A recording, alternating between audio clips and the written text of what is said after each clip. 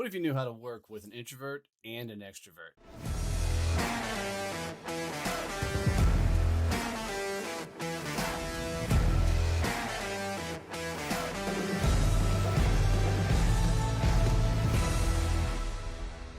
Hey, I'm Donnie Bovine, CEO of Success Champion Networking, best-selling author and speaker. Hanging out with me is Kevin Snow, the sales automation tactician and genius.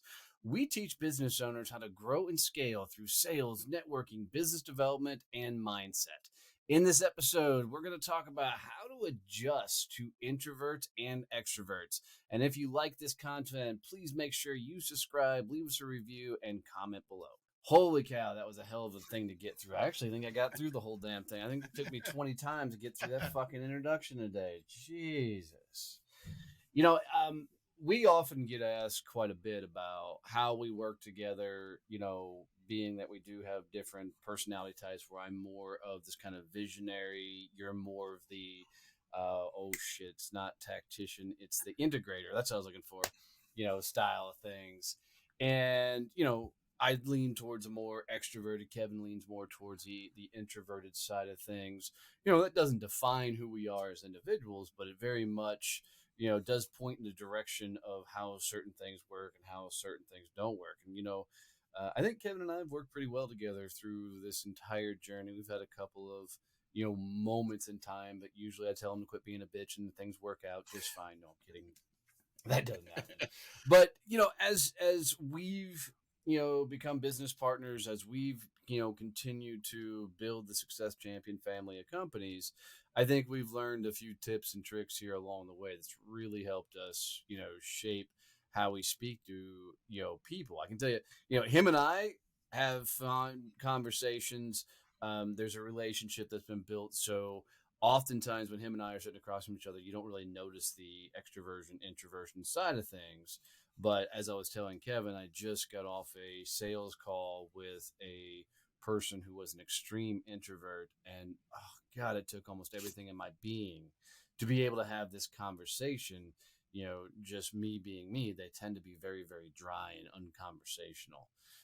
They don't often know how to do the back and forth. And that is a real struggle for me from time to time. So let's start there. I think we'll tackle let's pick on the extroverts, first, because we don't get to pick on them very, very often. So, Kevin, for you, looking, more at speaking to the extroverts and guys like me, what are some of the things that you do to adjust or meet me, or meet other people with my personality types?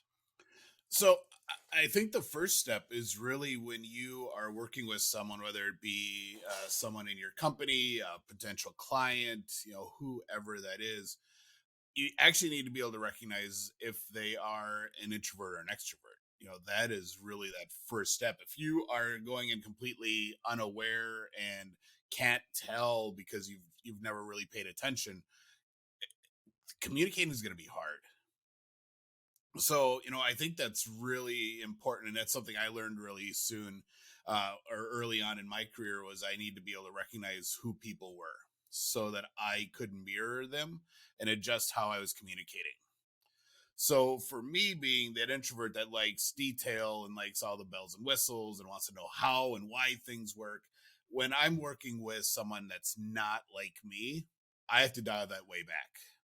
I need to understand really what the key thing is that they want out of that conversation, what they need to know to either make a decision or do what I need them to do, and then work from there. Yeah,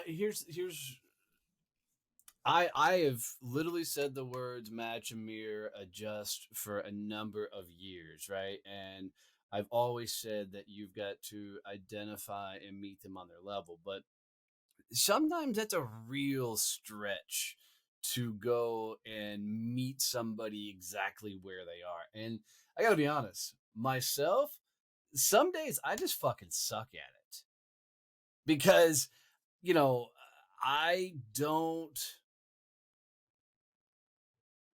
if a person doesn't engage, then I struggle having that dialogue. So like this guy I was just talking to, with him being dry, I mean, just dry. You can obviously tell he didn't give a shit about even adjusting to me at all, which truthfully, it's not his place to adjust to me. It's my place to adjust to him. But I finally found myself at one point going, how can I help you? Because I was lost, in this conversation, and my answer, talking to introverts is always questions, because that seems to open the door. And obviously I'm boring Kevin because he's back to yawning again.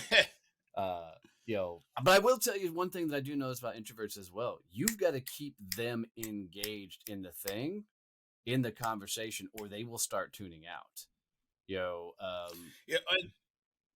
that can be really hard, even for me as an introvert. If you have that person like you were talking to, and I wasn't on that call, so I'm going to just make really grand assumptions about them. But there are introverts out there that are really super, that struggle really a lot with engaging in conversation. That no matter how you try and pull information out of them, they don't expand on anything that you ask. And that's, in sales, that is really our bread and butter. Is we ask a leading question and we hope they talk and that they will then share things and then give us more stuff that we can ask more questions about. But it's really hard when you ask a question and they give you the specific answer and then they stop. Or they flip it and they don't shut up. Because sometimes, even selling to guys like me, they really like the sound of their own fucking voice. And they can drone on and on and on and on. I think we're going back and forth on this. I would. Oh, that's fine, because I would rather have that. Agreed. Than the person who doesn't expand on anything that you ask. So, for me, working with you, the big thing for me is understanding what you specifically need. And at the beginning, I'd be really excited to show you things and tell you things. You'd be like, I don't need to know that. Why? To stop telling me these things. And it took me, a bit to figure that out, because I'd just be really excited about something I figured out for us and I'd want to share and, show you. And then you'd be like, I don't care. And I'm like, well, fine, fuck you too. Right. So, right. But I think I think most of my life, people have. Well, this is gonna make me sound like such an asshole, but they want accolades for shit they're supposed to be doing. And I'm not saying that's what you did or done, but I think that's how I quickly turn off when people try and explain me the details of something. Well, and I think it's that you just don't care. You don't need that level of information because it doesn't help you do anything. Right. It's like me knowing that doesn't help you get better, doesn't help me get to the result. It's now, truthfully, I should give that a moment, right? I should, absolutely acknowledge the desire. I'm just not wired that way. No, he isn't. But do you think that explanation is self-serving in nature? Like, not just you, but anybody, when they feel the need to explain the details of something, is that getting a need met for them? Is that they're looking for I'm proud of you type thing? I'm really asking because I don't fully wrap my head around it. I think in general it is. It's one of two things. It is, we really think you want to know the same level of information that we do. So, we just assume that I don't. You want to know how things work. Yeah, I know. Lord, do I know. The funny thing is, everyone, now he comes back and is asking me stuff. and trying to figure out things because he's actually doing things in the systems we use. And I think to myself occasionally, he's like, I've wanted to show you this years ago and you wouldn't listen. So, but Well, now but you're part of asking. that is how So, I learn, though. You know, it's going to sound really crazy again. I learn on a needed basis. So times that I'll ask for details and how to is if you're like completely overwhelmed with shit and I know you're not going to be able to get it to me and I want it right now. yep. Right? That's when I want to learn things because now there's a point to learning. I don't want to learn just to learn it. So back to your original question, there's, one of it is actually us thinking that you want to know, just like we want to know. You've been in sales calls where I ask all the really hard questions as a salesperson, and because I want to know how things work and why things work, and it drives the sales guy nuts because they don't know. So there's part of that, but then there's also part of it is I think a little bit of showing off and being able to show, hey, here's what I know, and here's actually I am this smart and I know all this stuff. So I think there's a little bit of both.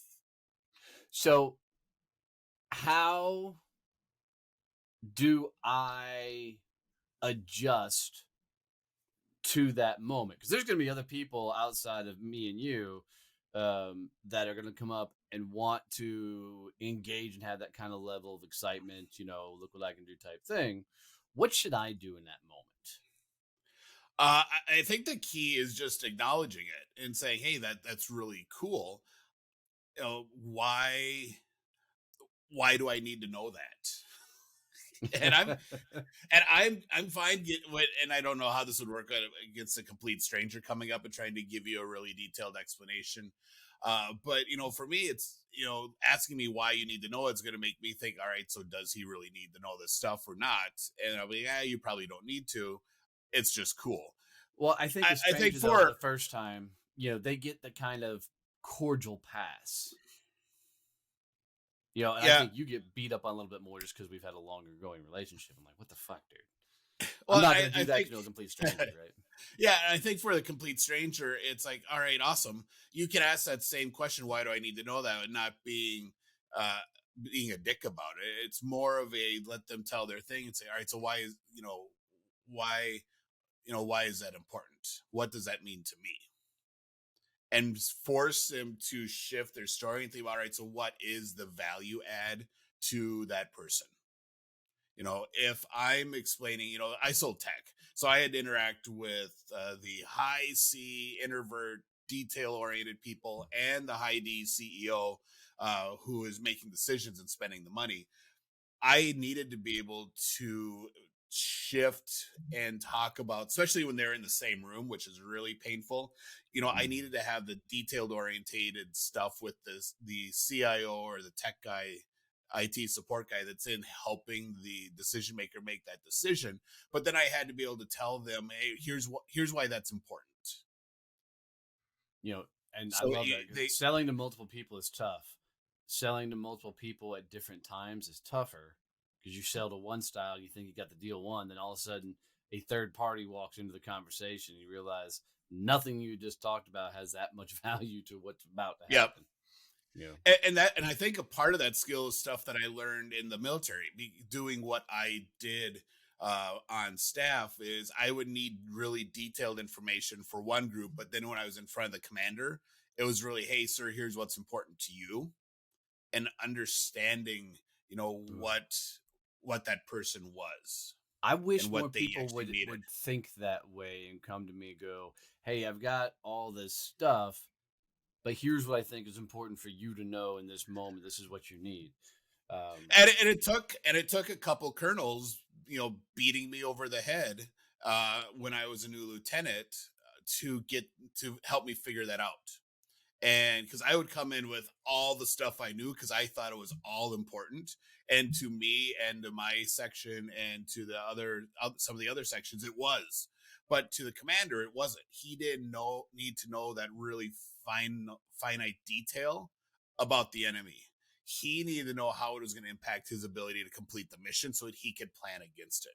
So it took me, a couple of years of briefing and getting, told I was talking too much by a colonel to learn it and really start figuring out, all right, so what does that colonel actually need to know? And I was fortunate. I had a really good XO who was, hey, LT, let's go talk. And he mentored me and taught me and helped me figure out what was going through their heads in the command staff so that I could really fix what I was saying to actually meet their needs. Well, and I love that because I think that, I mean, you still have to know all those details, Yep, but learning to give the Cliff Note versions of it that allows us to ask the additional questions to help us get the exactly. is huge. Um, Yeah, and that's what would happen. I would be a general, and it would be, all right, sir. Here's what's going to happen. Here's what our assessment is, and then he would ask follow on questions. He would ask. Sometimes it'd be really specific. All right, so that system, weapon system, what's its range? What is its flash to bang, all that type of information. I'd have to know it, and then other times he would ask really general questions, and it would become more of this where we conversation where we would be hypothetically fighting the battle and what if this then that type things to really flesh out what actually is going to happen. So it always depended on the commander's style so and you were how they adjusting made what decisions. information to give them based off of their Oh personality. God, every time a new commander came in, we would have to adjust how we briefed and what we gave because they all wanted different information. So that first time of briefing the commander after a mission analysis using our old information was always going to be fun, and we were always going to be taking copious notes because that's where the first time we were actually going to learn what he wanted Mm, and what we could get rid of and what we could add in that we were missing because he wanted it, but the old guy didn't. So right. that was always a constant adjustment for us. So I think that's huge to think about, when you're talking to the people, is, and it goes back to what you said earlier on, is of really identifying, who they are as a individual, but it's more important to understand how they want to be fed information. We talk about a lot of times about how to start sales calls and the likes, about starting off of, hey, how, what's your expectation? How do we proceed here? What are you looking to get out of this? But I think even the simple things of, man, look, I can go into a huge diatribe of how everything works and functions and moves, or I can give you a more higher level. Where do you want to go? And it's okay to adjust me on the fly, kind of give them the permission to push back on it.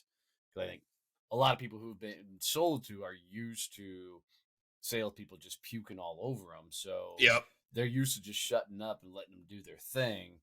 And if that happens, then you're never going to sell anything. Yeah, when I'm selling to someone that I know is a high D, I always start at a really high level and let them ask questions, and that way they can dive as deep as they want. The relationship builds way faster that way than if they have to tell me to stop talking. Right. Right. So it's a more, hey, give me more, I'll keep feeding you. As opposed to if they're like, no, you're giving me too much, then you back way off, and then it's this, am I doing enough? Am I not doing enough? You start second guessing yourself. So I'd rather start, general and broad and let them keep asking more because then it also feels like they're driving the conversation and they're in control Yep. of what's happening, and it's not me controlling it, even though they're doing exactly what I want them to do. 100%. No, I love it. I think for a lot of people listening to this or watching this, I mean, I think you got to spend some time really studying personalities, and being able to identify who you talk to. I mean, Kevin and I talk about DISC all the time, the DISC. That's just because one we both are very, very comfortable with. I mean, there's a ton of personalities out there, but focus on the personality that helps you identify, who you're talking to. Now, to flip the script, where I really fucking struggle is talking to the introverts. That it's one thing if an introvert tries to sell me because they will come out of their shell, right? They will. I think it's almost like they turn on some sort of switch and they're more leaning into the conversation. If it's a get to know you conversations, sometimes that's really a struggle for me because, and like you said before, there's no engagement coming back. There's no give and take into the conversation. It's very, very, very hard to lean in and have that conversation. So, some of the things that I've learned to do over the years is try to find that thing that they're really interested in talking about in the conversation. So, like this guy today, I spent a good amount of time. The whole call was 30 minutes, and I spent most of it trying to understand his damn world by asking a lot of questions. To be honest, I never found what he was into. I never found what he was interested in. So my questions, even in an attempt to be open ended, were bad because I couldn't figure out how to draw him in further to the conversation. But even for you, if they're completely dry, they're an absolute struggle to get those conversations going. What are some of the tips and tricks you can do? Like, coach me. I know you weren't there. How would I have better have gotten that conversation going? Now, this person had saw me speak in an event, reached out, asked for my time, and wanted some advice on things, and then they weren't checked out of the conversation. They were all into the level that they could be. What a nice way to put that. I am gonna write that down and remember that because I've never heard it put that way. That's like oh aren't you sweet? That is like that Bless southern your heart. bless your heart. Yeah, exactly. That is so what you just did. I was trying to find a nice way to put it. They were in as far as they could be. Um, Having that conversation with that introvert, if you can dive into process and have them start walking through, and this is going to be totally painful, you as the extrovert asking these questions, but asking them to walk you through things. All right, so walk me through how this works, and let them now start giving you that detail where you can then stop and, all right, so I got a question about this, and you can pull your information out that way. And that's really, back to when I initially brought you on as a client, when I developed the picture and showed you that, and I walked you through it, then you ask questions. And if you can do that in reverse to the introvert and ask them, all right, so walk me through how this works, and let them start telling you in their terms, because then they're going to be in their world and they're going to be all process and detail, and I can give all this stuff. They're like, oh, he's actually interested in what I like, and then you can stop them and ask the questions that you want along the way. I think, and I agree with you. I think the struggle for me is I thought I was doing that in this particular conversation. And I'm so excited to give the information. Like, as soon as I got a solution and answer, I'm like, let me tell you, right? And I just know that about that's how I'm wired. I want to give the information as quick as possible. And most times I know what people are trying to say before they're even halfway got the shit completely out of their mouth. And often I'm like, I got it. Let's move, right? In this situation, what got me was a couple of times I probably jumped in a little bit too soon. I think so when you're talking to the introvert, you've got to let them complete the thought, because if they don't complete the thought, they're going to be stuck there for the rest of the conversation. So I think a couple of times I probably jumped in too soon. I also think that I've got to have the secondary question already locked and loaded in the arsenal, because certain introverts, when they finish a statement, it's a statement. There's no open dialogue coming back off of what they're saying. And I think a lot of it is because they're used to their own silence. They like sitting in silence so long that once the thought's completed, there isn't a need for a second piece of the component where I'm always looking for the back and forth. Yep. One of the other things that as I'm just thinking about how I've learned to do analysis and, and do briefing to the colonels and generals, as an introvert, we like to talk and process, and we're very linear, and we're going to step by step move you through something. We won't always delve into, why the impact something will happen, or, the branches that can happen off of an event. It's very much, here's what'll happen, then here's what'll happen, then that's what'll happen. As I was learning my craft in the military, one of the things I had to start figuring out were the decision points for the enemy, on where their commander was going to have to make a specific decision, and then what they call sequels, what he would do after that decision, and then the branches, what all his different options were that he could make. So I basically had to flow chart the enemy's thought process, which for me is like perfect. That is so what I can do. But took a lot of thinking, and we wouldn't brief that as well. So it became for me I had to get much better at injecting that into my brief to the commander, because that was actually really important information for him, as opposed to me just going linearly through how the enemy was going to fight the battle or fight that specific engagement.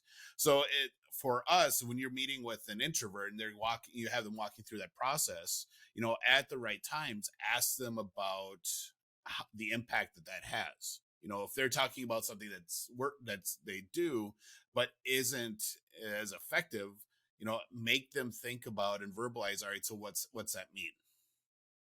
Because that's going to actually get them deeper, and you'll actually make them pause enough to think about it, because they probably haven't talked about that before. Right. I like the, because as you were talking, I was thinking through my conversation, and he was often writing notes down based off of something I said, but then would sit there waiting for me to make the next move. And it was almost like that thought was done. Time to move on. So, I mean, I only know to ask questions at that point.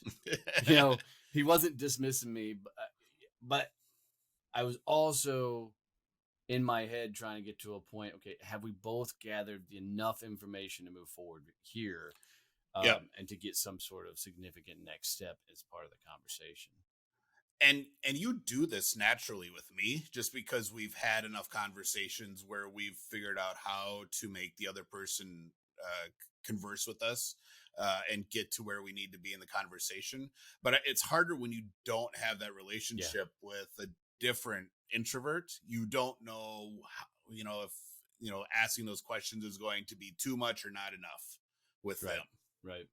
When we talk, you'll ask me those questions all the time. Right. And you don't even think about it. Well, but I also know how to handle the dull moments, right? So when it gets quiet, that drives me nuts most of the time. I know how to freaking throw, and usually it's a jab of some sort. That's how I get the conversation moving forward. I'm like, all right, fuck it, what's next? Something along those lines that allows me to push a conversation forward. You just can't necessarily see me in the middle of a sales call. All right, fuckhead, what's next? I don't think it's going to go over too well.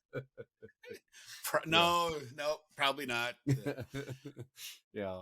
But I think this is a fascinating topic we'll keep exploring and continue to find more ways to adjust, because it's something that I really need to get better at as I continue to bring more and more people into our world, and we get into more fantastic conversations, and we can help more people if we can figure out the best ways to communicate with them. So, fun conversation. I think this was a good one, talking about this, and I love when we get a chance to kind of dive into our world and what we struggle with and the things. I think it's pretty valuable for people. So, guys, if you got any sort of benefit, value, anything out of this, and you really like the idea of talking about introverts and extroverts and how you adjust, how you identify those type of things, please do us a favor and, leave us a review wherever you're listening to this. Share this out with somebody and make sure you're subscribed to the episode. This helps us out a ton as we continue to grow and build the audience. So, as always, love you, mean it. See you, bye.